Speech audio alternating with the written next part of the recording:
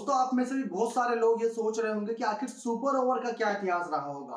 Super over कहां से create किया गया होगा, किस वजह से क्रिएट किया हुआ, और सुपर ओवर से पहले अगर मैच टाई हो जाता था तो नतीजा कैसे निकलता था। नमस्कार दोस्तों, मेरा नाम है दीपक गुप्ता। आज के अपनी इस खास रिपोर्ट में आप सभी को वो जानकारी देने वाला हूं जो सुपर ओवर से जुड़ी बहुत कम लोगों को पता है कि इसके रूल्स, इसके नियम्स क्या बनाए गए हैं, जिसके तहत पिछले कुछ सालों में बहुत बड़े बड़े बदलाव हुए हैं। क्योंकि इसकी वजह से हमने एक ऐसा वर्ल्ड कप एक ऐसी टीम के पास जाते देखा जहां पर दोनों ही टीम डिजर्व करती थी, लेकिन एक टीम के पास सिर्फ एक खराब रूल की वजह से वर्ल्ड कप चला गया और एक टीम के सपनों को चकनाचूर कर दिया गया उस समय, सिर्फ और सिर्फ सुपर ओवर के उस खराब नियम की वजह से। जी हाँ दोस्तों, हम बात कर रहे हैं साल 2019 के वर्ल्ड कप फाइनल मुकाबले की।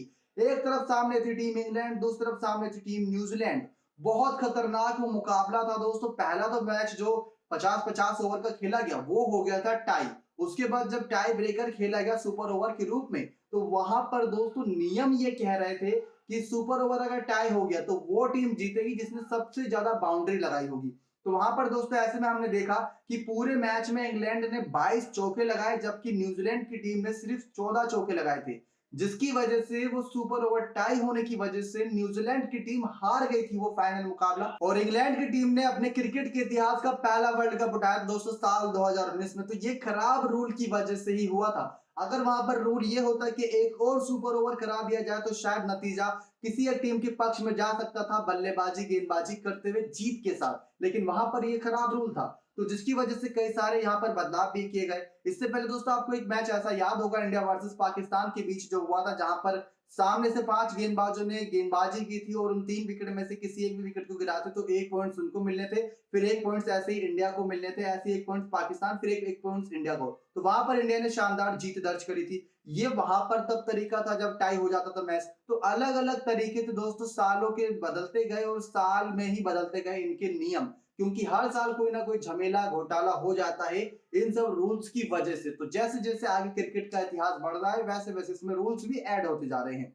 और अगर आईपीएल के कुछ सुपर ओवर्स के बारे में बताएं तो दोस्तों आईपीएल के इतिहास में, या यूं कहें कि सुपर ओवर के इतिहास में, एक मुकाबला ऐसा हुआ था जहां पर 2 सुपर ओवर कराने की जरूरत पड़ गई थी। ये मुकाबला था दोस्तों किंग्स इलेवन पंजाब और मुंबई इंडियंस के बीच, जहां पर एक ही मैच में पहले मैच टाई हुआ, उसके बाद सुपर ओवर टाई हुआ, फिर उसका दूसरा सुपर ओवर करा के नतीजा निकाला गया था कि कौन सी टीम जीतेगी।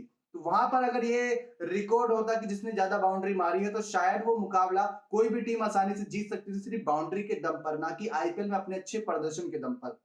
तो वो एक वहां पर नतीजा था। उसके बाद दोस्तों अगर आईपीएल के इतिहास की बात करें तो सबसे पहला super over Kolkata knight rider versus Rajasthan royals के बीच साल 2009 में खेला गया था दोस्तों। वो मैच भूले नहीं भुलाया जा सकता, क्योंकि उस समय यूसुफ पठान ने अपने एक हाथ, मतलब कह सकते हैं सिंगल हैंडली, बल्ले और गेंद से जिता दिया था उस मैच को यूसुफ पठान ने राजस्थान रॉयल्स की टीम को। जी हाँ दोस्तों, पहले राजस्थान रॉयल्स की टीम से कोलकाता नाइट राइडर के खिलाफ खेला करते थे यूसुफ पठान, उसके बाद कोलकाता नाइट राइडर में शामिल हुए थे, फिर सनराइजर्स हैदराबाद में गए थे। तो ये अलग अलग इतिहास है दोस्तों यहाँ पर सुपर ओवर के। अब इसके कुछ रूल्स रेगुलेशन भी बनाए गए हैं, क्योंकि सुपर ओवर के नियम को जानना बहुत ज्यादा अहम हो जाता है। वैसे तो आपको मैं एक छोटी सी डिटेल ये देता हूं कि सुपर ओवर की शुरुआत साल 2008 में टी20 क्रिकेट में हुई थी। इससे पहले बॉल आउट तरीके का इस्तेमाल किया जाता था। बॉल आउट तरीका क्या होता है, बहुत सारे लोगों के मन में ये सवाल चल रहा होगा। तो वनडे इंटरनेशनल मैचेस में इसकी शुरुआत 2011 में हुई थी सुपर ओवर की, और बॉल आउट तरीके की। क्रिकेट में बॉल आउट ठीक वैसा ही जैसे फुटबॉल में पेनल्टी शूट आउट होता है। बहुत से लोग यहीं पे समझ गए होंगे कि पेनल्टी शूट आउट क्या होता है। बॉल आउट में हर साइड के 5 खिलाड़ी 1 या 2 बॉल फेंक सकते हैं और तीनों स्टंपों में से किसी एक को गिराने की कोशिश करनी है। यानी कि बीच में कोई बल्लेबाज नहीं होगा, कोई फील्डर नहीं होगा। आप होंगे और आपके हाथ में गेंद होगी और सामने स्टंप होगी। आपको उन तीनों स्टंप में से सीधी गेंद कराते हुए कोई एक स्टंप गिरा देनी है, तो आपको 1 पॉइंट मिल जाता। अब जिस टीम के खिलाड़ी ज्यादा विकेट गिरा देते वह टीम जीत जाती।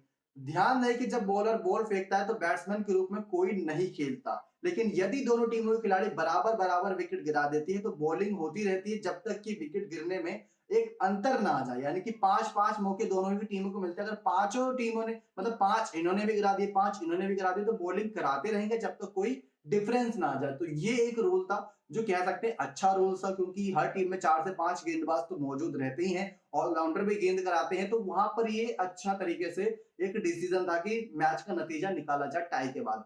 लेकिन यहाँ पर रूल्स चेंज हुए दोस्तों। अब सुपर ओवर का इस्तेमाल तब होता है जब दोनों टीमों का स्कोर बराबर हो जाता है, तो इसको एक नाम दे दिया गया सुपर ओवर। यानी कि जो पहले था उसको नाम दिया गया था बॉल आउट, यानी कि हर तरीके से 5-5 गेंदबाजी कराई जाएगी, तो वो था बॉल आउट और ये है सुपर ओवर। और सुपर ओवर का दोस्तों मेथड T20 और एक दिवसीय मैचों में परिणाम लाने के लिए किया जाता है। यहाँ पर एक सवाल दोस्तों मैं ये खड़ा करना चाहता हूं कि टेस्ट क्रिकेट में क्यों नहीं? क्योंकि हम टेस्ट क्रिकेट में बहुत सारे मैचेस को देखते हैं सुपर ओवर की तरफ जाते हुए, यानी कि मैच टाई होते हुए। अगर वहां टाई होते तो सुपर होने का नतीजा वहां पर भी निकलता, लेकिन वहां सुपर ओवर क्यों नहीं होता? तो ये सिर्फ अभी तक नियम बनाया गया है एक दिवसीय और T20 मुकाबले के लिए, टेस्ट में ये अभी लागू नहीं किया गया है। आपको बता दें दोस्तों, इस तरह के सुपर ओवर को एलिमिनेटर या 1 ओवर पर साइड एलिमिनेटर भी कहा जाता है। तो बहुत कम लोगों को ये बात पता है दोस्तों कि सुपर ओवर को एलिमिनेटर या 1 ओवर साइड एलिमिनेटर कहा जाता है। इससे एक टीम एलिमिनेट हो जाती है, पता चल जाता है कौन सी टीम जीतेगी। अब सुपर ओवर के दोस्तों नियमों पर नजर डालते हैं। मैं आपको पढ़ के बताऊंगा, आप ध्यान से सुनिएगा कि वो नियम है क्या। सबसे पहले दोस्तों, सुपर ओवर में एक टीम को अधिकतम 3 खिलाड़ी जो कि बैटिंग शुरू करने से पहले ही बताने पड़ते हैं, यानी कि कौन से आपके 3 खिलाड़ी बैटिंग करेंगे ये बताना पड़ता है। और 2 ओपनिंग जोड़ी के रूप में एक अन्य खिलाड़ी के आउट में होने की दशा में, यानी कुल मिलाकर 3 बल्लेबाज ही क्रीज पर मौजूद रहते हैं, यानी कि 2 बल्लेबाज एक क्रीज पर, दूसरा बल्लेबाजी करते हुए, उनमें से कोई एक आउट हो जाएगा तो उसके बाद कोई भी खिलाड़ी आपके लिए मायने नहीं रखेंगे, बस वही 3 खिलाड़ी मायने हैं। उन तीनों की विकेट आ जाती है तो आप मैच हार जाएंगे, यानी कि किसी 2 ही की विकेट आ जाती है, उसके बाद तो अकेला क्या ही करेगा। और उसके बाद दोस्तों प्रत्येक टीम को एक एक ओवर खेलने को मिलता है। जो टीम मैच में दूसरी पारी में बल्लेबाजी करती है वो टीम सुपर ओवर में पहले बल्लेबाजी करने आती है। विश्व कप 2019 में भी कुछ ऐसा ही हुआ। सुपर ओवर खेलने के बाद न्यूजीलैंड ने पहले बैटिंग की थी, लेकिन सुपर ओवर में इंग्लैंड ने पहले बैटिंग की थी। तो ये एक नतीजा है कि जो टीम पहले बल्लेबाजी कर रही होती है, जब मैच टाई हुआ होता है तो वो ही टीम बल्लेबाजी करने आएगी, जो टीम गेंदबाजी कर रही थी वो ही टीम गेंदबाजी करेगी, यानी इसमें टॉस नहीं होगा कि कौन पहले बल्लेबाजी कौन गेंदबाजी करेगा।